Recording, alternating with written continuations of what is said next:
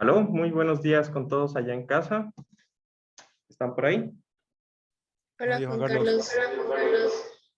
Hola, ¿cómo están? María Emilia, Carlos. Bueno, vamos a comenzar el día de hoy. Espero que hayan podido descansar un poco en la semana. Parece que los veo aquí agotados a los que están aquí por prepensados, supongo, por lo que comentan. Entonces ahí hay que darle fuerte, ¿no? Creo que Steffi es la asistente, ¿no? De esa materia, de Fernando. Bueno, ¿alguien está entrando? No creo que esté bien. Ok. Listo, entonces el día de hoy vamos a comenzar con la parte de las presentaciones de la preparación, en la cual consistía en averiguar cuáles son las combinaciones de carga que se utilizan en el ASHTO y más que todo discutir un poco cuáles son las diferencias, ¿no?, que tenemos en esas combinaciones de carga para lo que es... perdón, estoy mal. ¿Sí? Sí, estoy bien. Las combinaciones de carga, ¿no? Es tren 1 y resistencia, servicio 1, ¿no? Listo, estoy en otra clase. Entonces, como es usual, vamos a irnos a la parte de la pequeña ruleta. Por cierto, ¿sí han revisado los videos? ¿Sí están saliendo o no están saliendo? No sé si nos estás compartiendo la pantalla, pero no se ve nada, Juan Carlos. Me refería a los videos de las clases. Está como lento el internet, ¿no? Ok, bueno, ahí lo pueden ver ustedes acá. Aquí está una persona.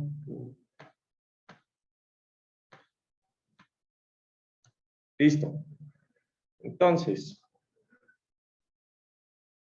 en esta ocasión, pues estamos en una nueva vuelta, ¿no? Entonces vamos a ver a quién le toca la presentación. Daniel Alzamora. ¿Se encuentra Daniel Alzamora?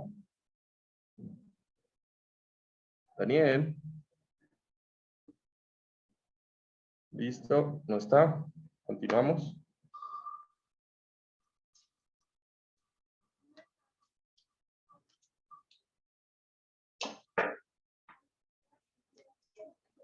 Diego Toscano. Hola Juan Carlos, ya te comparto. Listo. Después de Diego Toscano, se alista.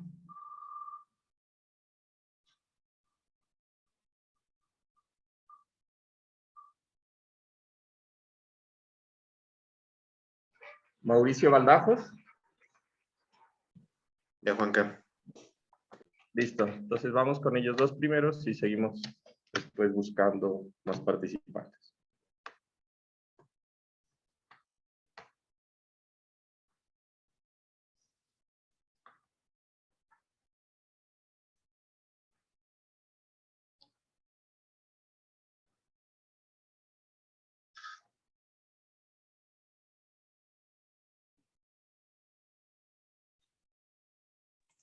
¿Se ve ahí lo que estoy compartiendo? ¿Aló? Aló. Listo. Sí, aquí se ve. Ya, aquí está los factores de carga y combinaciones que encontré en lo del ASHTO. Para lo de resistencia, bueno, aquí tenemos para las diferentes resistencias que hay. Pues nos llevamos de enfoque en la resistencia 1 y en servicio 1. En la primera columna tenemos las cargas permanentes y en las que siguen tenemos las cargas transitorias. Aquí hay otra tabla de los factores de carga para cargas permanentes. Tenemos aquí igual factores de carga para cargas permanentes debido a deformaciones sobreimpuestas. Y aquí está la denominación de las cargas, de las permanentes y las transitorias. Ok, entonces explícame cómo sería la combinación de carga para resistencia 1. Esto lo tengo. Aquí está Sube. resistencia 1. Sube, quiero ver en la tabla. La primera tabla. Ya, hazle zoom. Entonces, si yo te digo cómo sería la combinación de carga para resistencia 1, ¿cómo la armarías? O sea, se debe elegir, o sea, el valor, por ejemplo, de las cargas permanentes como XDD, que es la fricción negativa. ¿Cómo? O sea, se va eligiendo cada valor de las Ya, diferentes columnas. entonces, digamos, yo quiero o tengo las siguientes cargas. Tengo la carga DC, tengo la carga DW, tengo la carga PS, tengo la carga LL y M y BR y tengo la carga TG.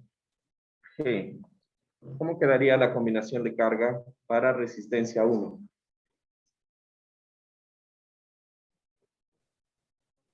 ¿Cómo se usa esa tabla? Es la pregunta.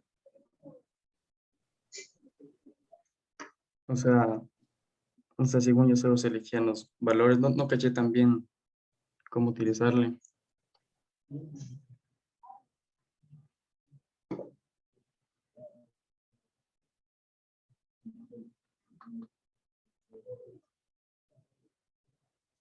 ¿No cachaste también? No. Listo, gracias, Alejandro. Alejandro, ¿no es verdad? Sí.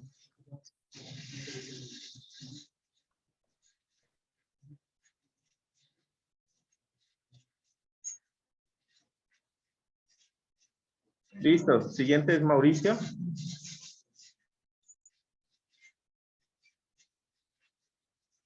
Perdón, he estado muteado. Ahí se ve. Listo. Misma pregunta. A ver. Entonces, tengo las cargas DC, tengo DC, DW, tengo la carga Estás escribiendo en la pantalla porque no me sale. Sí, en teoría debería estar escribiendo en la pantalla.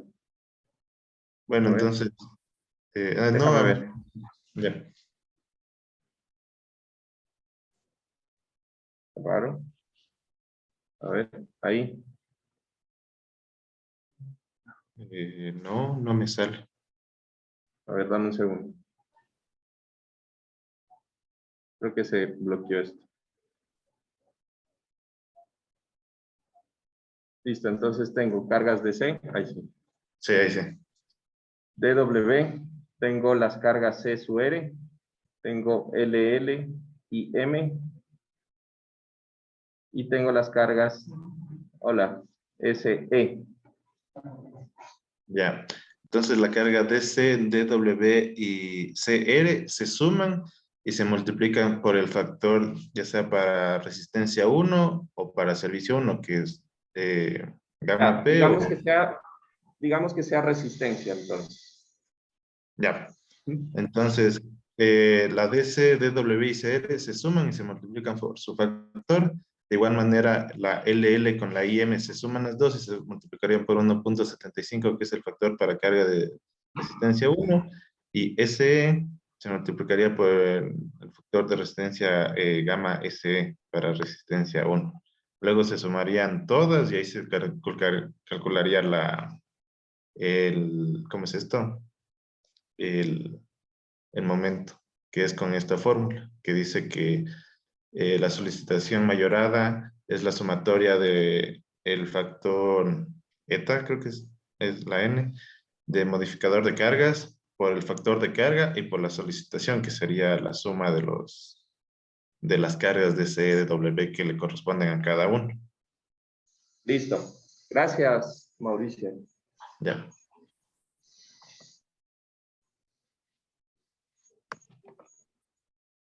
Mauricio. Baldajos, ¿no? Sí, Juan. Listo, continuamos con otros dos participantes.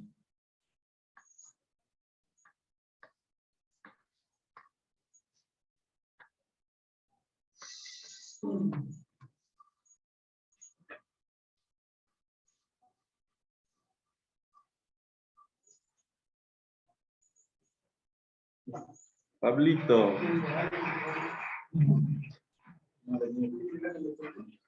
Pablito Monge. Y se alista en la banca ahí, calienta.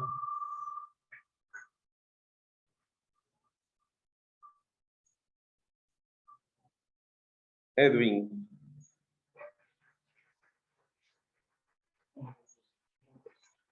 Edwin, ¿se encuentra? Edwin. Edwin. No se encuentra Edwin. Entonces se alista.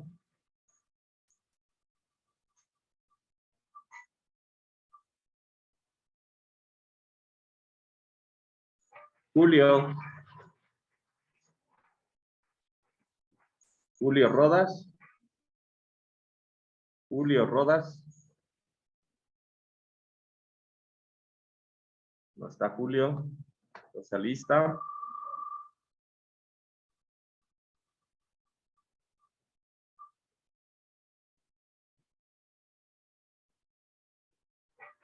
Carlos. Sí, Juan Carlos. ¿Listo? ¿Estás? Sí. Listo. Entonces está Pablo y Carlos.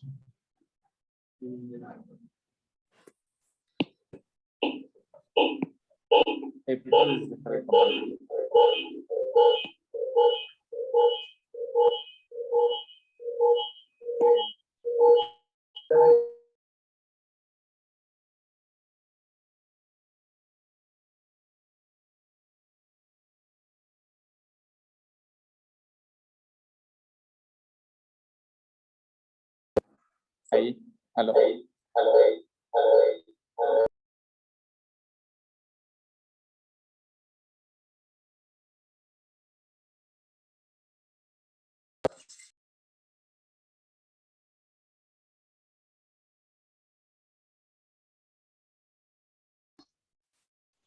¿Habla?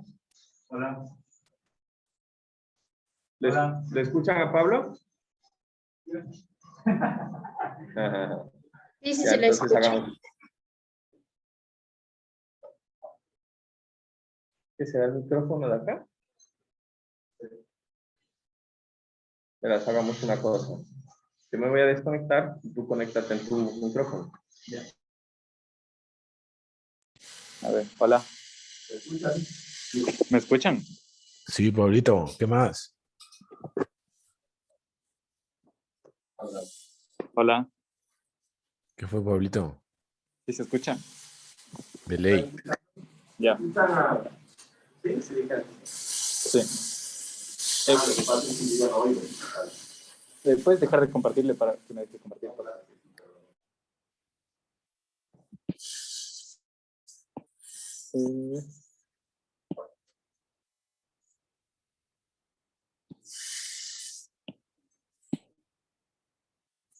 No sé si ahí se está viendo. Pues bien. No. No estás compartiendo todo esto.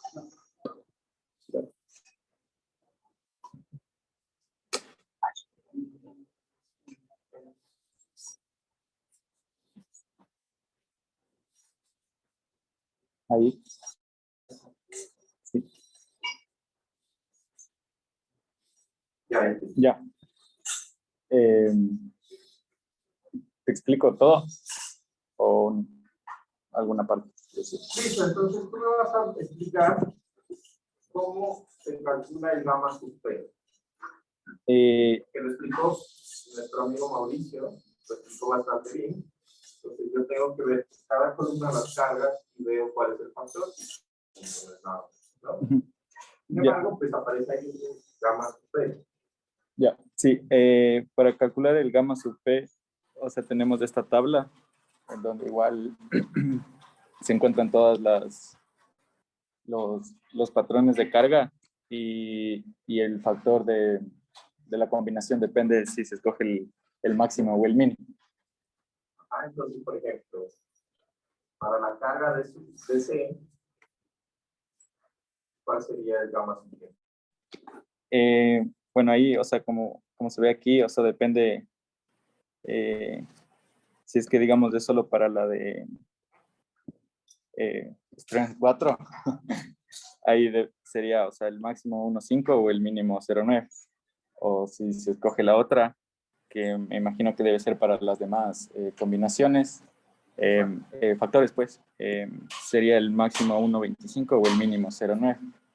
Para la DW, Para la DW que está aquí, sería el máximo 1.5 y el mínimo 0.65. entonces el factor gamma sub P, en conclusión, se saca de esta tabla. Ya vamos a ver qué es eso del máximo y qué es eso del mínimo. Pero en general, el factor gamma sub P se obtiene pues de esta tablita que tiene en nuestra. ¿Quizá? Carlos, tú me vas a explicar cuáles son los factores gamma sub P. ¿Cuál es, Juan Carlos? No le escucho bien, la verdad.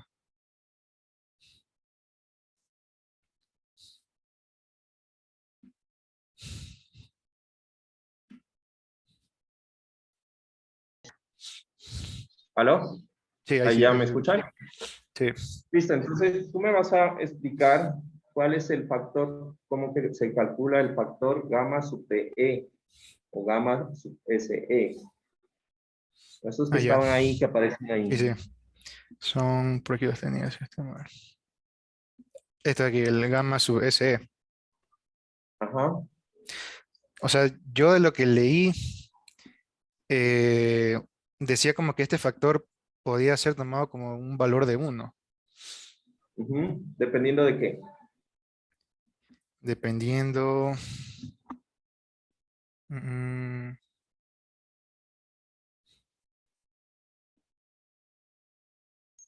Chuta, la verdad que esa partecita sí no la tomé. O sea, yo solo había encontrado que pueden ser tomados como valor de 1. Pero ahí dice, ¿no? En vez Aquí, de una información específica del contrato o del proyecto, aquí en pues Live of puedes Project. tomar uno, ¿no?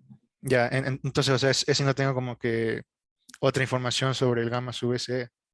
Simplemente Ya, le puedo y comer el T sub G, ¿Cuál, Juan Carlos? el gamma sub TG, que Este tienes ahí al aquí, lado. ajá, Ajá. hay tres opciones. Puede ser 0,0.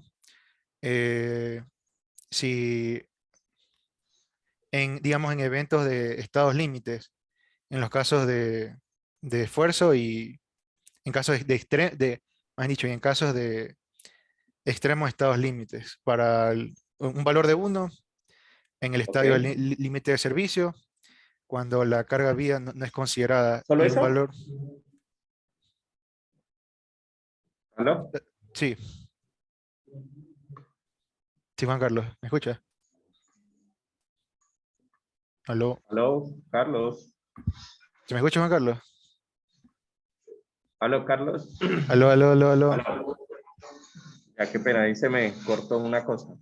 Sí, Está ya solamente bueno, esa cosa, ¿no?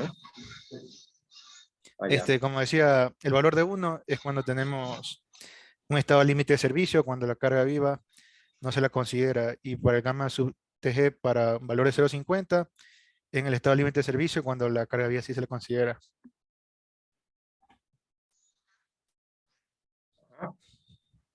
Listo. Gracias, Carlos. Ya, gracias, Juan Carlos. Ok, entonces, digamos que en conclusión, esa tablita que tenemos ahí son todas las combinaciones de carga que voy a utilizar dentro del diseño de los elementos del juego. Entonces, en ese punto, hay que recordar un poco cuál es la diferencia, ¿no? Se fijaron que pues aparecen un montón más de cargas, a diferencia de edificios o de lo que pudiéramos nosotros tener en la NEC, incluso más de lo que nosotros pudiéramos tener en el ASC 7, que consideran pues cargas que afectan a edificios nada más, que son bastante reducidas en comparación, ¿no? Entonces, esa parte es bastante importante de considerarlo, más que todo de analizarlo. Y en general, pues, digamos que la idea de todo esto resulta en que nosotros vamos a tener esas combinaciones de carga que van a depender de algo que llamamos los estados límites. Esa es fundamental, ¿no? Entonces, vamos a continuar hablando acerca de eso. Puntualmente,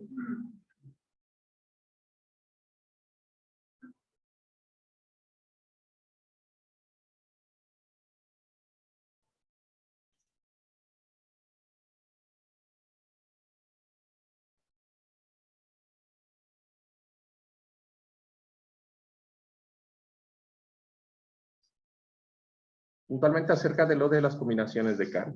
¿Listo? A ver, ahí me avisan si en teoría... Ah, sí, acá tengo que poner así. ¿No es verdad? Listo.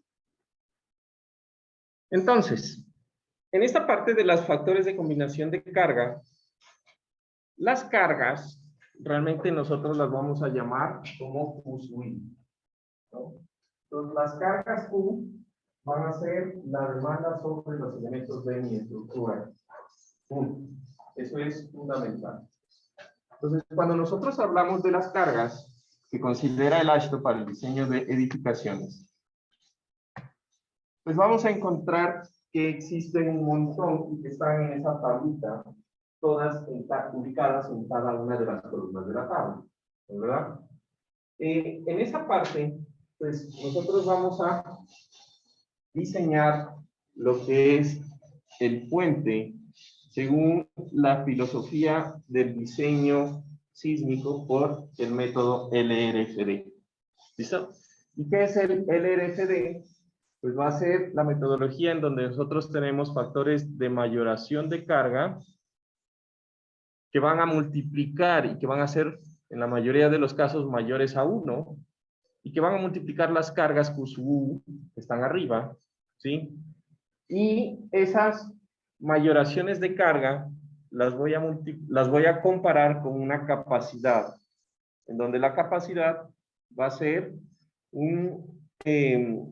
una resistencia a una fuerza interna, ya sea momento, cortante, carga axial, lo que sea, y que van a estar multiplicadas por lo que es un factor de reducción de resistencia, ¿no? Entonces, hasta ahí, pues, es normal. Digamos que ahí se forma la ecuación que los factores de mayoración de carga gamma sub I, multiplicados por las cargas Q sub I, deben ser menores a el phi sub I, dependiendo del elemento, por R sub I. Entonces, ahí aparece un factor distinto que dice eta sub I. Entonces, cuando vean esa N, hagan de cuenta que esa N con ese bracito medio chueco, para mí eso es eta, ¿no? Entonces, ese factor eta es algo nuevo y es una diferencia en comparación a lo que nosotros tenemos en el diseño de edificios. Entonces, en puentes, la metodología LRFD incluye un factor adicional a la demanda de carga, que es el famoso factor eta sub I, ¿sí? Entonces, en conjunto, pues la sumatoria de la demanda debe ser menor o máximo o igual a la capacidad, ¿no? Y dentro de la norma nosotros vamos a hablar mucho acerca de lo que es el R sub R, que es, por ejemplo, la resistencia. Siempre va a decir, por ejemplo, nosotros estamos acostumbrados por hormigón a decir el phi mn. Phi mn es la capacidad de un elemento a momento, ¿sí? Entonces acá lo que hacen es que en vez de decir phi mn, dicen mr. Entonces siempre que vean eso, mr en br, b corta r, la capacidad cortante, p sub r, la capacidad de carga axial, y así sucesivamente. ¿Listo? Entonces no se sorprendan y cuando vean las ecuaciones, pues se van a fijar. Ahora, ¿cómo funciona? Pues lo primero que tendríamos que decir es que tenemos lo que serían los estados límites. Y aquí, la principal diferencia está en que en edificaciones, los estados límites básicamente son dos. Yo voy a controlar que cuando venga el sismo de diseño, la estructura actuando en un estado límite de resistencia, pues sea segura y no colapse. Punto, no es nada más. ¿Sí? Y vamos a considerar que cuando estamos bajo condiciones normales de funcionamiento, ¿sí? Entonces, mi estructura va a tener niveles de deformaciones aceptables, de tal forma que en condiciones o en el estado límite de servicio, pues las deformaciones no sean excesivas, que hagan daño en los elementos que tengo en la estructura. ¿Listo? Entonces, en puentes vamos a tener dos adicionales, de tal forma que en total vamos a chequear cada elemento del puente para 4 estados límites, que serían el estado límite de resistencia, servicio, evento extremo y lo que sería fatiga y fractura. ¿Listo? Entonces ya hablamos un poco acerca de lo que era evento extremo. ¿Quién me recuerda cuál era la carga de evento extremo que les comentaba yo con anterioridad? 2 les mencioné.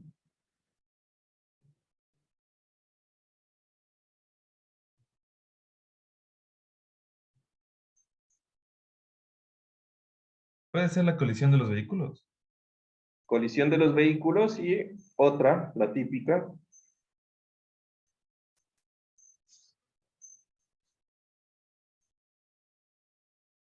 Evento extremo, ¿cuál es la otra típica? Temblores. De flores. Hace rato no escuchaba esa forma de decirle a los sismos. Sismos. Sismo. Sismos. Para ingeniería, ¿no? Sismos. Ok.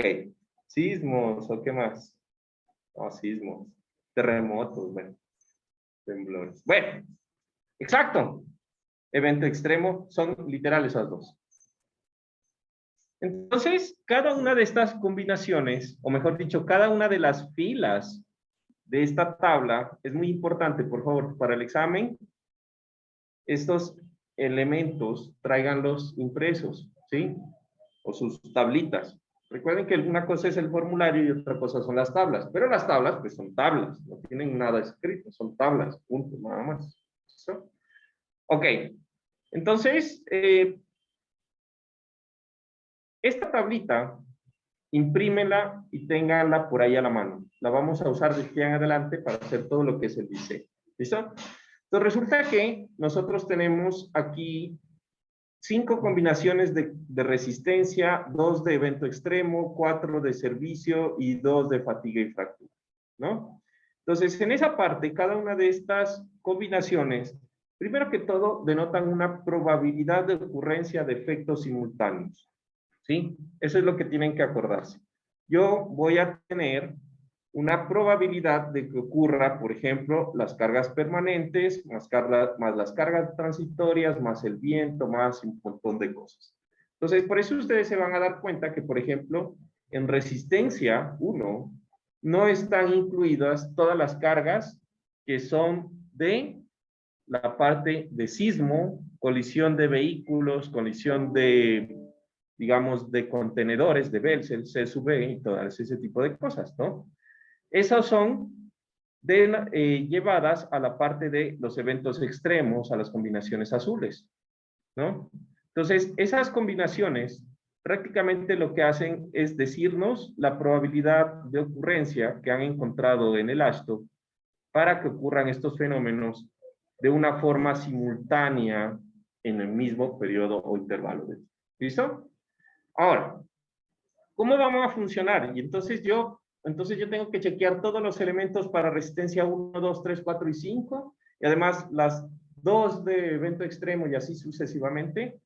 Realmente no. Cada una de estas combinaciones van a tener, primero que todo, una forma de aplicación, ¿no? Entonces van a haber específicamente casos en donde si nuestro puente cumple con esos casos específicos, pues los vamos a analizar con esa combinación, ¿no?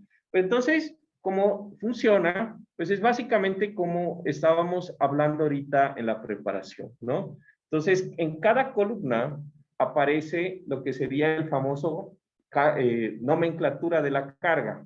Entonces, ahí identificamos las propias, las que vamos a usar principalmente, que va a ser D sub C, que es el peso propio de los componentes, y DW, que es el peso del pavimento y de las superficies, más lo que serían las cargas LL, que son las cargas de los carga vehicular de diseño, y M, que es el impacto, ¿sí? Esas son las más principales que vamos a utilizar, y con eso, pues, hacemos la combinación. Entonces, a manera de ejemplo, si yo quiero calcular el momento, y entonces aquí, recuerden que esto habla de tipos de carga, pero entonces eso se traduce para nosotros en momentos producidos por ejemplo, la carga viva, ¿no? LL, o cortantes, o cargas axiales. Entonces, no importa cuál es el fenómeno que estamos analizando, si es cortante, si es flexión, si es torsión, si es carga axial, siempre vamos a tener la misma combinación de efectos. Entonces, lo que yo voy a tener que sacar es en mi modelo, cómo yo voy a calcular el momento MDC, que sería el momento por cargas producidas por componentes. Por ejemplo, el momento DW, que sería el momento por superficies, ¿no? De superficies de recubrimientos, y así, por ejemplo, el momento por carga viva y del impacto, ¿no? Entonces, aquí vamos a recordar una cosa, ¿no? Les dije al inicio, cuando hablábamos de esto, que existe un cambio y aparece que la demanda, en este caso, en el ejemplo, sería la demanda de momento, va a ser multiplicada por un factor eta, ¿sí? Y entonces ese factor eta lo vamos a colocar desde el inicio.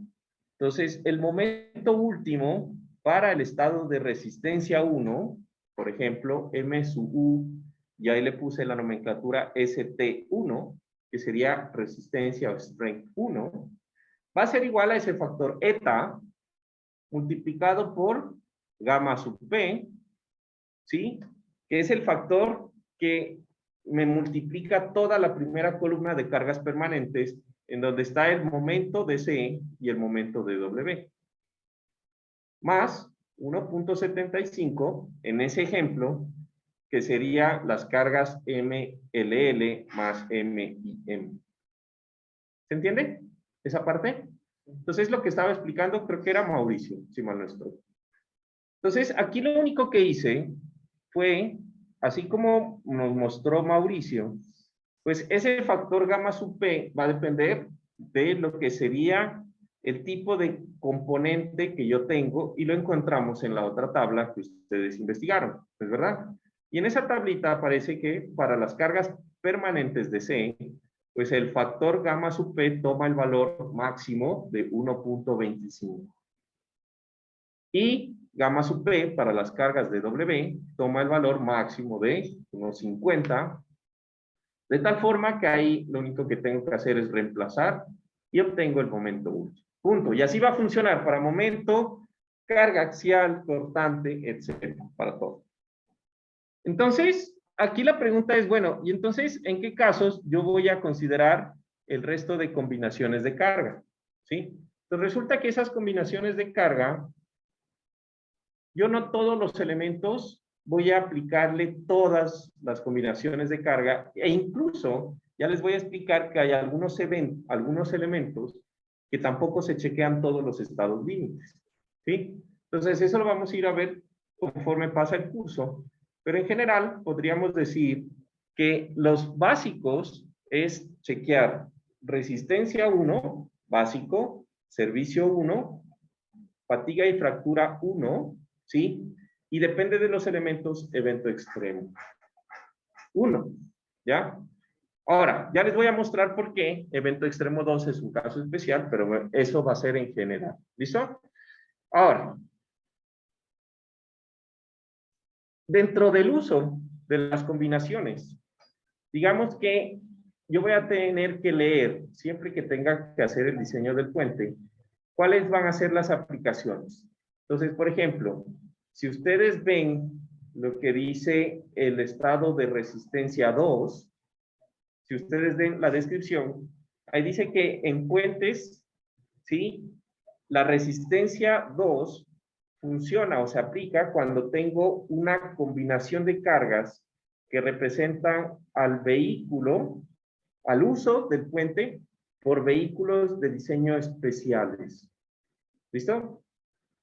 Entonces, en este caso, esa combinación solamente se debe considerar si usted en su proyecto sabe que van a circular vehículos especiales, ¿sí? Entonces, ¿qué es un vehículo especial? Obviamente sabemos que en la parte de la carga vehicular que aprendimos, eso es una carga ficticia, no existe, ¿no? Pero el camión de diseño, si ustedes suman el peso total del camión de diseño en kips, pues pesa 72 kips, ¿no? El tándem de diseño es más liviano, pesa 50 kips. Entonces, en ese orden de ideas, un vehículo especial es un vehículo que primero tenga una configuración especial de carga y segundo, ¿sí? Sea propio del lugar con unas cargas bastante elevadas, ¿sí? Entonces, por ejemplo, para que se hagan una idea, este camión es el que utiliza Caltrans. Caltrans es otro documento que ustedes pueden buscar, que es el documento de California para el diseño de transporte y es gratuito, lo pueden ir a ver, pongan Caltrans en internet y aparecen los documentos. Es más, vamos a ver cuando estemos viendo la parte de la superestructura, unas guías del Caltrans para el predimensionamiento, ¿no? Entonces, este camión, imagínense el montón de ejes que tiene, ¿no? Y el peso, solamente en los dos primeros ya pesa lo mismo que el camión y más. Y aparte de eso tiene unido un montón de ejes con unas distancias supremamente específicas. Entonces, este camión es un camión que circula en California y por lo tanto, como es propio de la zona, ellos definieron este camión como un camión especial. Entonces, si usted tiene estos vehículos especiales, pues adicional de lo que sería resistencia 1, pues va a chequear la parte de resistencia 2, ¿no? ¿Qué sería ese caso especial? Entonces, por ejemplo, estamos hablando,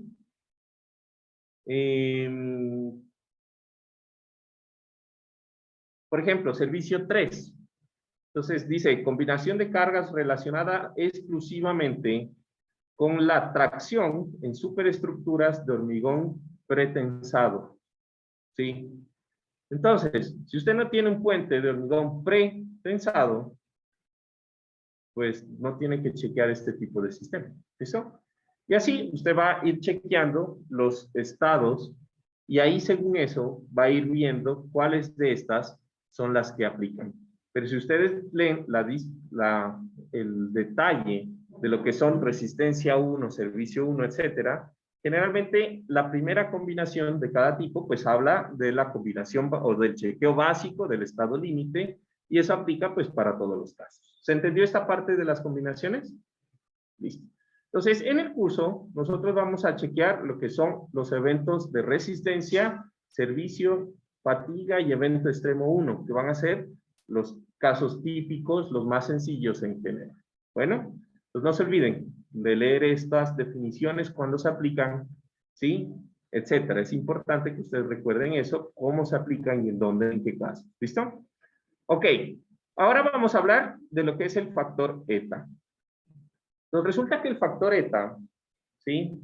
Se lo define como, primero que todo es un factor que multiplica la demanda, ¿no? Entonces recuerden esa parte, todo en estructuras o en ingeniería estructural se basa en demanda versus capacidad. La demanda mayorada, ¿sí? Tiene que ser menor o igual a la capacidad reducida, punto. Eso es la base, ¿no? Entonces, ese factor eta, primero que todo tiene unas dos situaciones de cálculo, ¿ya? Y va a depender de lo que para mí sea más crítico en las cargas. Si hacer más grandes las cargas produce un peor efecto, o si hacer más pequeñas las cargas produce un peor efecto. ¿Listo? Recuerden que el diseño se basa en eso, en producir el peor efecto sobre el elemento en la acción que yo quiero controlar o diseñar. ¿Listo? Entonces, esa parte también difiere un poco de lo que es el diseño de estructuras. Si ustedes se fijan, en el diseño de estructuras, nosotros las combinaciones de carga siempre las consideramos con factores de mayoración que no dependen de, siempre son más grandes que 1 y punto. ¿Listo? En el ASHTO, nosotros vamos a tener el primer caso en donde el eta se va a multiplicar o se va a encontrar como la multiplicación de 3 factores, el eta sub i, el eta sub d y el eta sub r.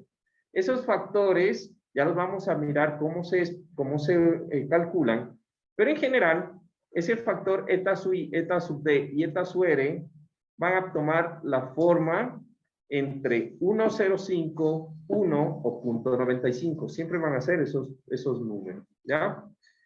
Entonces, la primera ecuación, donde se multiplican linealmente, la voy a utilizar cuando el aumento de la carga sobre el elemento produce un fenómeno más grande, ¿sí? Entonces, ¿a qué se refiere esto? Por ejemplo, un caso típico. Yo estoy analizando el momento en el centro de la luz del puente, de la viga del puente. Entonces, si yo cojo y hago más grande la carga con un factor eta sub i mayor a 1, ¿no? Entonces el momento pues se va a hacer más grande. Entonces, ¿qué produce? Un aumento de las cargas va a producir un fenómeno más crítico. Entonces, en general, esa combinación es cuando yo busco un máximo, ¿listo? Un máximo efecto. El máximo efecto se produce cuando las cargas se hacen más grandes. ¿Se entiende ese concepto? Entonces, en la tablita que nos mostraban ahorita de gamma sub p, habían 2 factores. Uno que decía un máximo y uno que decía un mínimo. Entonces, es el mismo concepto. Yo utilizo el factor gamma sub p máximo, pues cuando aumentar la carga me produce un efecto más desfavorable. ¿Listo? Y asimismo, cojo y calculo con eta sub p, perdón, gamma sub p mínimo, cuando se produce un mínimo efecto, o sea, disminuir la carga produce un peor efecto. Entonces, ¿en qué caso disminuir la carga produce un peor efecto? Entonces, imagínense que ustedes tienen por aquí, supónganse que ustedes tienen aquí un muro de contención. ¿Listo? Entonces tengo aquí un muro de contención de concreto. Y este muro de contención de concreto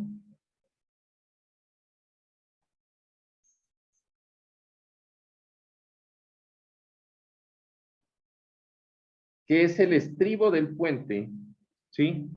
Tiene aquí un pedazo de tierra. Por cierto, ¿se está viendo lo que estoy analizando? Sí. Listo.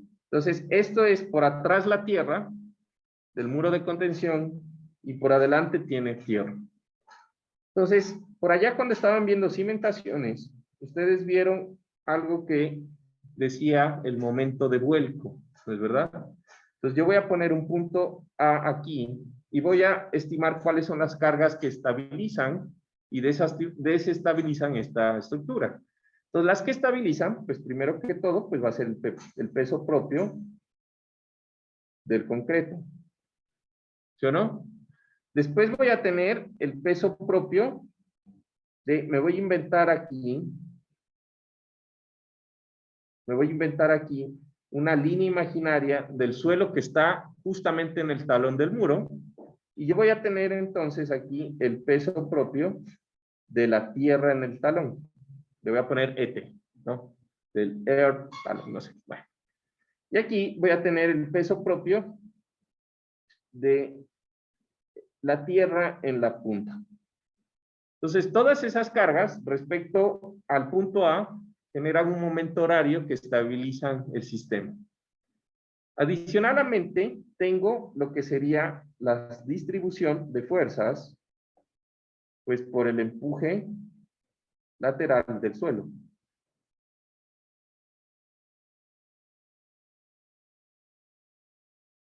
¿Qué sería? Pues estas serían las cargas de EH, aquí se llaman EH, que son el empuje del suelo horizontal, ¿sí? Y yo puedo tener también un vector, que lo voy a pintar así, que puede ser la carga sísmica, EQ, que estaba en la tablita. EQ me parece que es EQ. ¿Listo? Entonces, esas cargas van a producir un momento antihorario. ¿Se entiende? Entonces, fíjense en esto.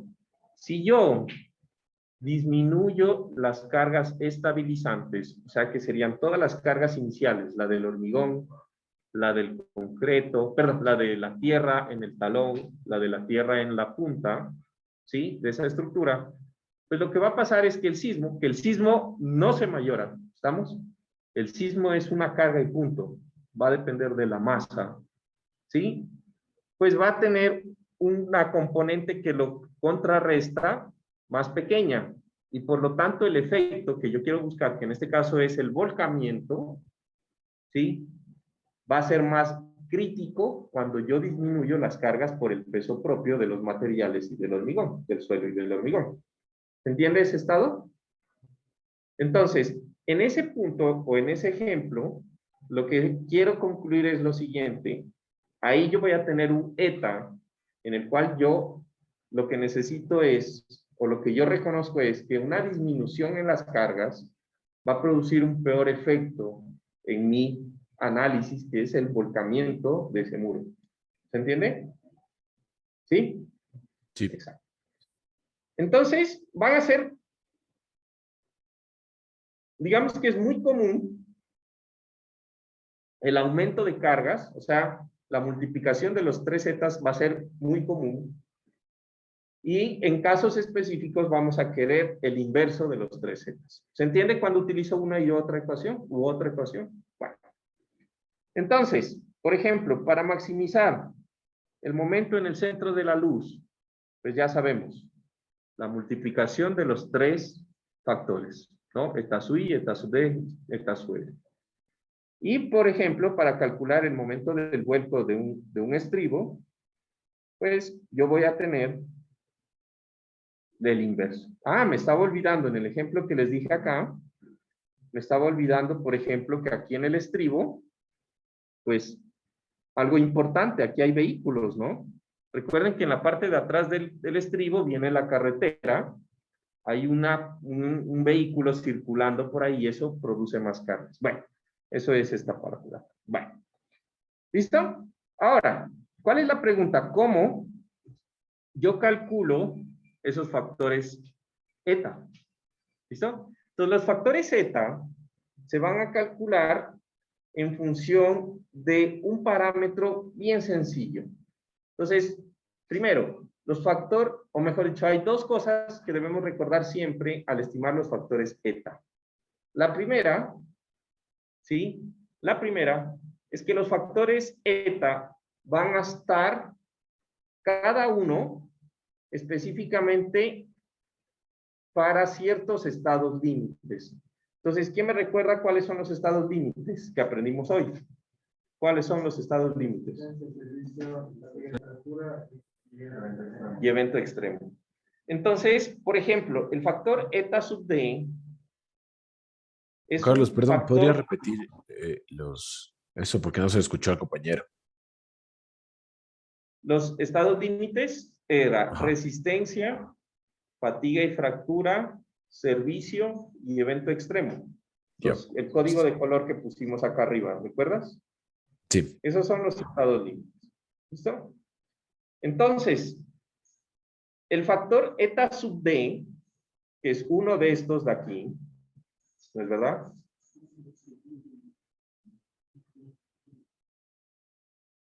¿Listo? Es que acá se mueve más lento de lo que... Ya. El factor eta sub d es el criterio que tiene que ver o se selecciona en función de la ductilidad de la estructura. Entonces, ¿a qué se refiere la ductilidad? Entonces, si ustedes recuerdan por allá el concepto de mecánica de materiales de ductilidad, es la capacidad que tiene un elemento o material de deformarse, ¿sí?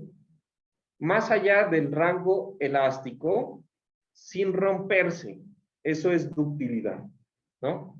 Entonces, un elemento que fluye, como el acero, que se deforma muchas veces más, y después por allá, después de una deformación grande, es que se rompe, es dúctil, ¿no?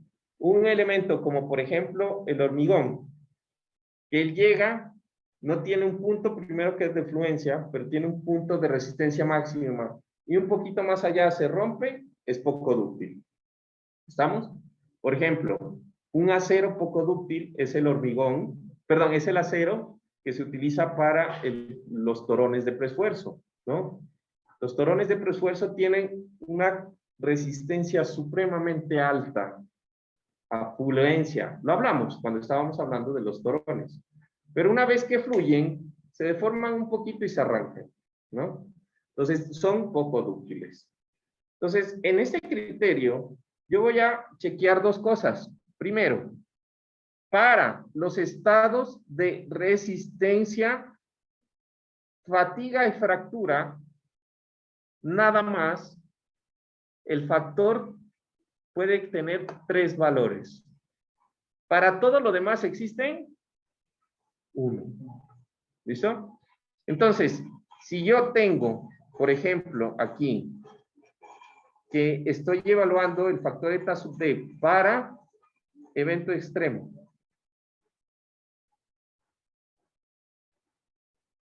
¿Qué más? Me falta uno. Servicio. Entonces, para evento extremo y servicio, eta sub d siempre es 1. ¿Sí? Y siempre va a ser esa misma metodología. Cada factor eta sub d solamente hay que evaluarlo diferente de 1 en ciertos estados límites. Ahora, volviendo al estado límite de resistencia y fatiga y fractura, yo voy a chequear lo siguiente. Eta sub d y en general todos estos factores van a tomar 3 valores. 1, 0, 5, o pueden ser iguales a 1, o pueden ser iguales a 0.95. ¿Listo? El factor eta sub d de ductilidad va a depender de cómo son los componentes que yo estoy diseñando, ¿sí? O las conexiones que yo estoy diseñando. Entonces, si los elementos tienen un nivel de ductilidad normal, ¿qué quiere decir normal?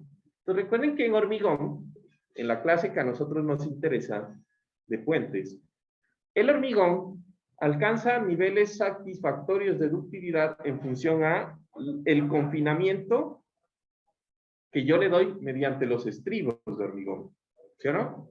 Los estribos de acero.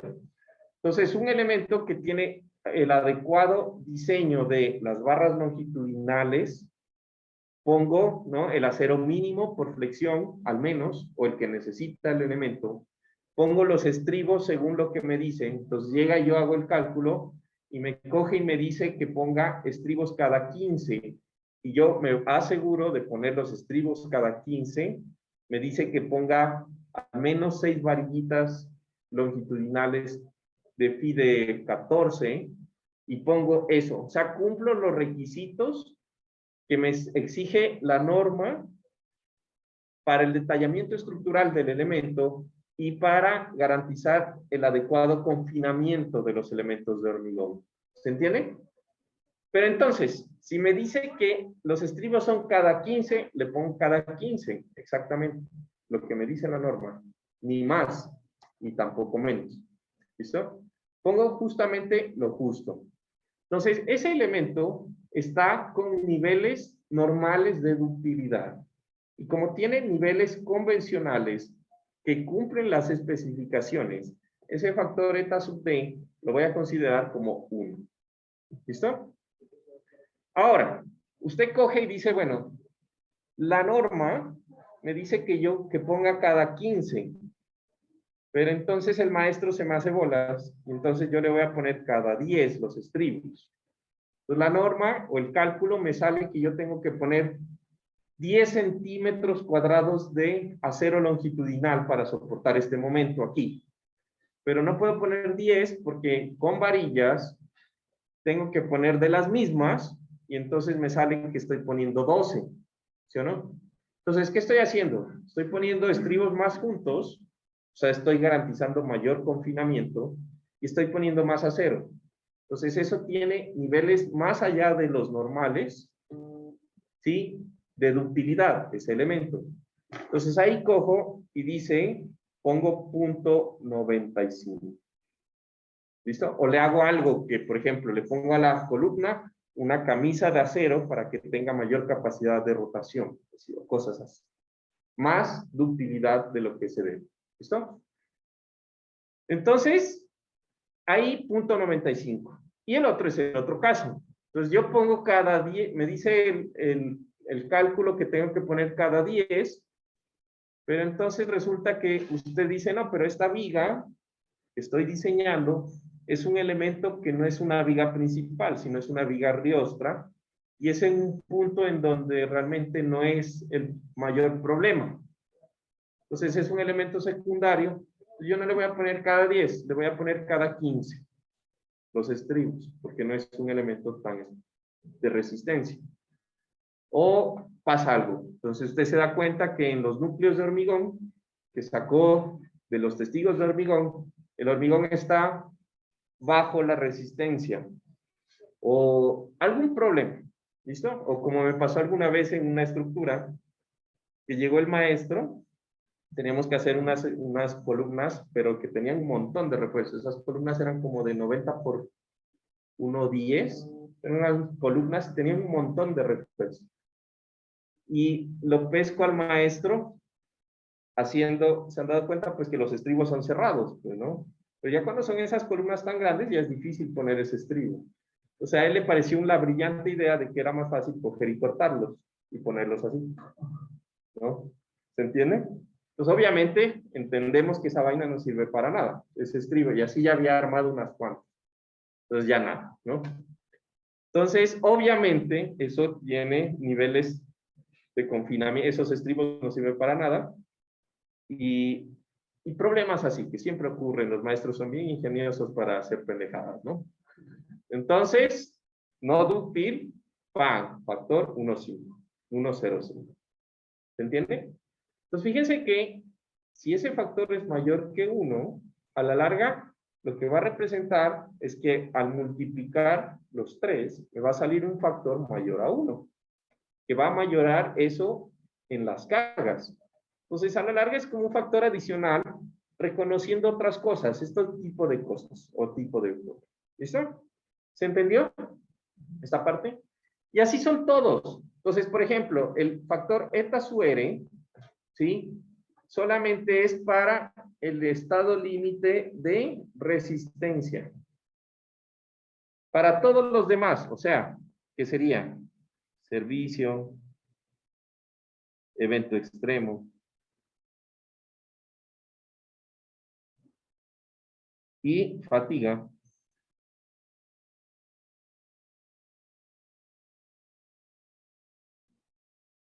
Eta su r es igual a 1. Y nuevamente, redundancia. Entonces aquí volvemos al concepto de redundancia. ¿Qué es la redundancia? La redundancia es una, digamos, una propiedad que tiene cada estructura y que se da por la capacidad que tiene esta estructura o este elemento que estoy diseñando por redistribuir su carga a otros elementos que la soporten sin que esto produzca un colapso total o parcial de la estructura en general. ¿Listo? Entonces, quiero que se fijen en lo siguiente. Supónganse que yo estoy analizando la losa del puente. La losa del puente por donde circulan los vehículos. Y el puente es un puente de tipo losa. O sea que la losa es directamente el puente, ¿no? Entonces, si yo estoy calculando el factor eta su r para la losa, y yo digo, bueno, tengo que pensar, si se llega a dañar la losa, la carga que soporta la losa, ¿a dónde se va? ¿Quién la puede cargar? Si se daña en un puente tipo losa, la losa. ¿Hay algún otro elemento que pueda cargar soportar esas cargas? No. Entonces, no. Si se llega a dañar la losa en un puente tipo losa, pues ahí, chao, se acabó, pum, se va al suelo y gracias, ¿no? Entonces, en ese punto, La losa es un elemento muy poco redundante, ¿se entiende? ¿Por qué? Porque se daña él y se jodió. Punto. Otro ejemplo. Entonces yo estoy calculando el factor eta sub r para lo que sería el proceso de construcción de un puente de voladizos sucesivos. Entonces, digamos, yo tengo una sola columna cargando el puente y estoy haciendo el cálculo para el procedimiento en donde el puente todavía no está unido, o sea que la columna soporta los dos voladizos. Entonces, si esa columna llega a fallar, ¿quién puede soportar la carga de los voladizos? Ninguno. ¿Estamos de acuerdo? Punto, se fue. Entonces, cambiemos ahora la situación. Yo tengo el puente, la losa, pero ahora la losa está encima de vigas. ¿Listo? Entonces, las vigas están soportando la losa. Lo que quiere decir que un fallo en la losa, primero que todo va a ser localizado. ¿Estamos de acuerdo? Va a ser en un punto. Y en ese punto, ¿eso pone en peligro que se colapse la estructura? No. Entonces, la losa va a tener un fallo localizado, pero la carga se va a distribuir a las vigas, ¿sí o no? Y las vigas van a soportar la carga de la losa. Entonces, no es tan grave, ¿sí?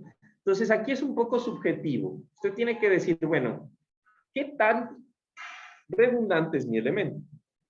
Entonces, en ese caso, yo voy a tener para elementos nada redundantes, eta sub r es 1,05, ¿no? Para elementos que tienen niveles convencionales de redundancia. ¿Qué sería un nivel convencional? Eso es subjetivo, ¿estamos de acuerdo? Pero digamos que un nivel convencional de redundancia podría ser que, supónganse que en el mismo caso de los voladizos sucesivos, yo estoy haciendo, o mejor dicho, yo tengo un puente y en el apoyo central tengo dos columnitas. Entonces, si falla una, para que se colapse la estructura, yo ya no solo tengo que articular una, ¿sí o no? Cuando yo tengo dos columnas unidas, para que el sistema se vuelva inestable, yo tengo que articular las dos bases de las columnas, pero también la viga arriba, para que eso se vuelva inestable. Y ya son 4 articulaciones en 4 puntos. Es mucho más difícil. ¿Estamos? ¿Se entiende ese concepto? ¿Sí? Sí. ¿No? Listo. Entonces, digamos que en ese caso, yo tengo niveles, pues, convencionales de redundancia. Tengo 2 columnas y una viga que las une. Pero entonces usted dice, no, pues es mi primer puente. Entonces, en vez de poner 2 columnas, pues si 2 son buenas, 3 son mejor, ¿no? Y coge y pum, manda 3 columnas unidas con una viga así grandota. Entonces ahí, cuando yo tengo 3 columnas, para articular o para hacer inestable el sistema, tengo que hacer, a ver, tengo que hacer 3, 5, 7 articulaciones para que ese sistema se vuelva inestable, ¿sí? 2 en cada viga y más las bases de las columnas. Entonces eso ya es, pues, un montón. Por ejemplo, el caso de la losa. Yo tengo para que el puente que está sobre unas vigas, pues yo tengo que, para que eso se colapse, pues tienen que romperse todas las vigas, ¿no? Y eso es muy poco probable. Tiene niveles normales hasta más de los normales de redundancia.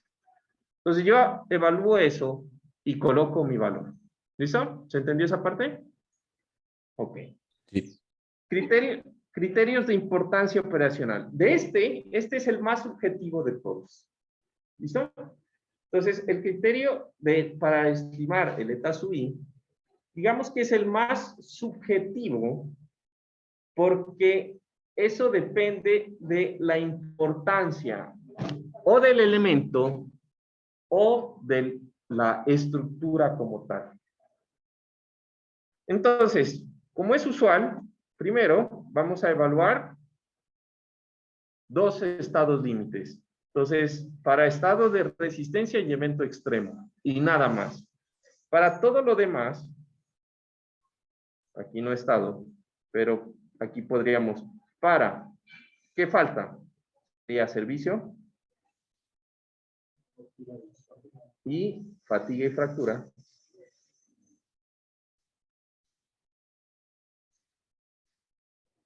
El factor eta sub i es igual a, adivinen, 1.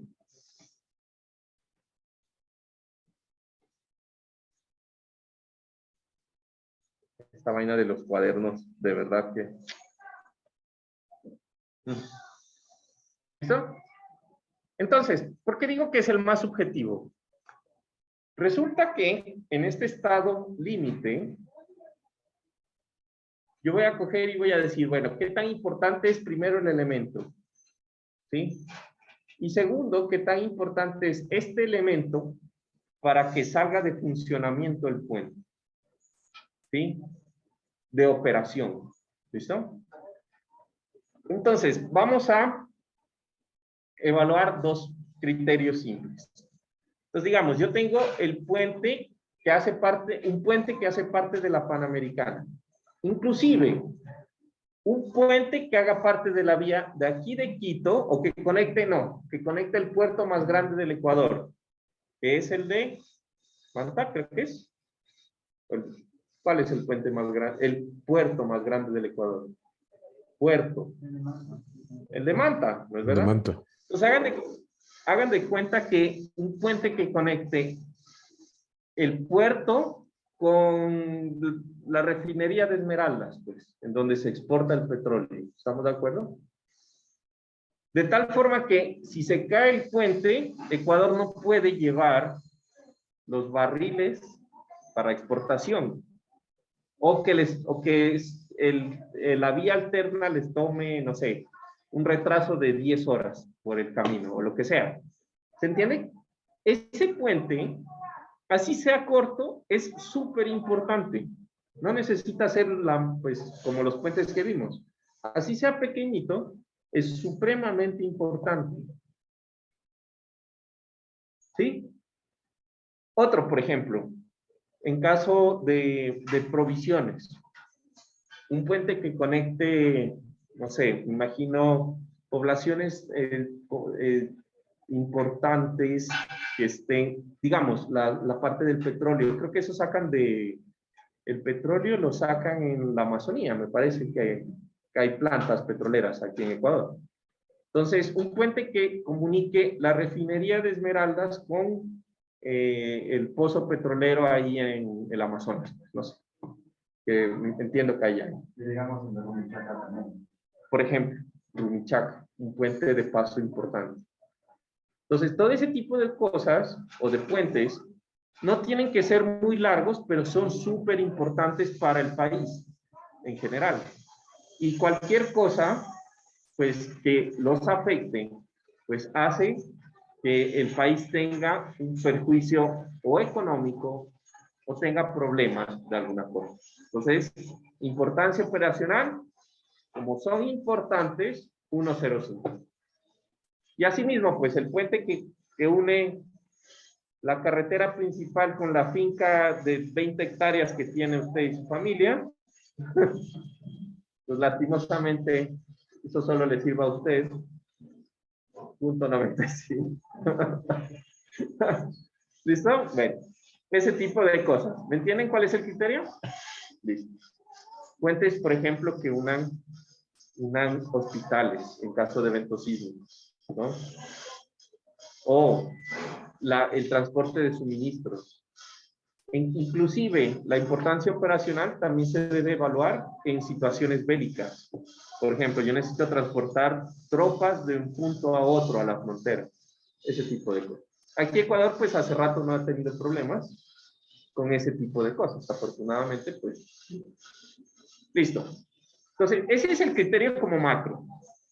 Pero entonces después voy a evaluar un criterio más micro, que sería qué tan importante es el elemento para que el puente salga de circulación o deje de funcionar. Entonces, hagan de cuenta que yo estoy diseñando los aisladores sísmicos del puente de Bahía, ¿no? Que alguna vez, pues, en sus viajes han de haber cruzado. ¿Sí saben cuál es el puente de Bahía? El que une Bahía de Caracas con San... Es un santo ahí. San Vicente. Bien, listo. Entonces, ese puente tiene aisladores sísmicos, ¿no? Entonces, cuando tiembla, el puente se mueve de una forma que hace que el sismo no lo afecte a él. Pero entonces, ¿qué pasa? Esos aisladores también son los puntos que unen el puente a los estribos o a los apoyos. Entonces, si fallan de alguna forma ese aislador, el puente queda sin apoyo y se cae, que es lo más grave. Entonces, ¿qué tan importante es para el diseño de ese aislador dentro de la estabilidad general del puente? Pues es alto, ¿no? Entonces, es muy importante para el puente de que siga funcionando, ¿no? Entonces, por ejemplo, tengo un puente en donde la luz, uno de los apoyos son una columna. ¿Qué tan importante es esa columna para que el puente esté funcionando? Pues importantísima, ¿no? Si se cae la columna, pues se cae esa sección del puente seguramente y pues el puente se cierra. ¿Listo? Pero entonces nuevamente con el ejemplo del arrastramiento. ¿Qué tan importante es un arrastramiento de las vigas principales, uno de los tantos que hay, pues para que el puente no deje o salga de funcionamiento? Pues bueno, el arrastramiento, si falla ese arrastramiento, pues realmente va a ser un fallo localizado. Igual las vigas principales van a funcionar, igual está la losa que hace todo el sistema. Y pues, ahí. ¿Listo? ¿Se entendió esa parte? Sí. Genial. Listo, chicos. Entonces, con eso, vamos a dejar la parte de cargas y les voy a dejar para este fin de semana, como tenemos la próxima clase, examen, ¿no es verdad? Entonces, para este fin de semana, les voy a dejar un videíto para que estudien la parte de la fuerza sísmica en puentes. Y con eso finalizamos la parte de cargas. La próxima semana ya tenemos adelantados unas clases. La próxima semana es la semana del 22, ¿verdad? Entonces, este viernes tenemos recuperación de una clase, me parece, con ustedes, ¿no? ¿Listo? Juan Carlos, Eso una es- cosa. Dime. El viernes tenemos examen de sanitaria y creo que se cruza justo con el horario de la clase de recuperación. A ver, vamos a ver. ¿Sanitaria? ¿Por qué tienen examen de sanitaria los viernes? Ok, pero ¿y cuándo programaron? Porque esto estaba para las 10 de la mañana. El examen me parece que era a las 9. Ok, entonces tendría que ser a las 10, de 9 a 10 y media. ¿Por qué? Ah, o sea, no les puso tampoco de 8 y media en el horario normal. Ya, chicos. ¿Y no le dijeron que ya tenían una clase? ¿Y qué dijo? Es que él no pone esas fechas, es que son los dos cursos. Ah, ok. Bueno, entonces, ¿tienen de 9 a? 10 y media. 10 y 20. Ya. 10 y 20. Ya. Les da, pero arranca a las 9. Sí. Ya. Lo que quiere decir que sería nuestra clase, ¿les parece si la hacemos para que descansen un poco a las 11 y media, de 11 y media a 1? ¿Para que descansen? ¿O quieren seguido? Yo no tengo problema. ¿Qué dicen en casa? Yo creo que 11 y Yo no media, tengo. porque creo que algunos nos vamos a regresar a la casa, entonces para tener tiempo de regresar. ¿El examen es presencial con el Sixto? Ah, ok. Entonces, listo. Viernes de 11 y media a 1. ¿Listo? Juan Carlos, tengo una pregunta. ¿qué nomás hay que traer para el examen el jueves? O sea, ¿tenemos que llevar computadora o solo papel y... Puedes traer tu iPad, o sea, algún dispositivo que no sea tu teléfono, que te permita entrar al D2L. En el D2L les va a salir el examen. ¿Sí? Entonces ahí después ustedes arman el documento como lo veníamos haciendo, solo que el examen pues lo hacen escáner y lo suben a la carpeta. Sí, sí, si quieren hacerlo en el iPad lo pueden hacer en el iPad. Igual van a estar acá, ¿no? Eso es lo que estoy viendo. Pero ese día los conté, ¿no? Sí, creo que somos bastantes, la verdad. Se reproducen ustedes con la... A ver, aquí dice que son 16, cuenten. 3, 4, 5, 6, 7, 8.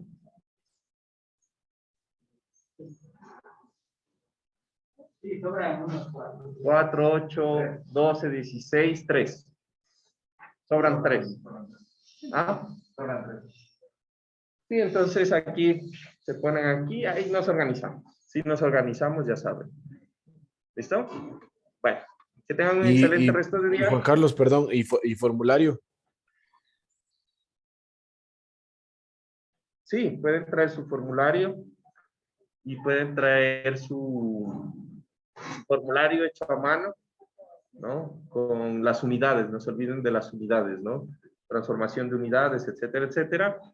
Y pueden traer adicional las tablitas estas de las combinaciones de carga, la tablita del gamma sub P. ¿Qué más tablitas necesitan? ¿Ves? Estas tablitas de... No veo. Ah, la de las temperaturas. Temperaturas. No se olviden de estudiar lo que quedamos de lo de viento, ¿no? ¿Cómo se hace la fuerza de viento? Recuerden que hay un cambio en la norma. Eso es súper importante. ¿Cómo se saca el factor K sub G, el factor C sub D, esos factores que están en la norma? Hoy voy a averiguar porque se supone que el viernes ya llegó el contenedor con la nueva norma, en teoría. Entonces, eso tiene que salir de aduana y no sé qué cosas. Entonces, voy a averiguar a ver cómo, si ya nos entrega. ¿Listo? Listo, Que Juan tengan Carlos. un excelente resto de día y nos vemos en el día del examen. ¿No? ¿Estén bien? Juan Carlos, Chao. hasta luego. Chao, Carlos.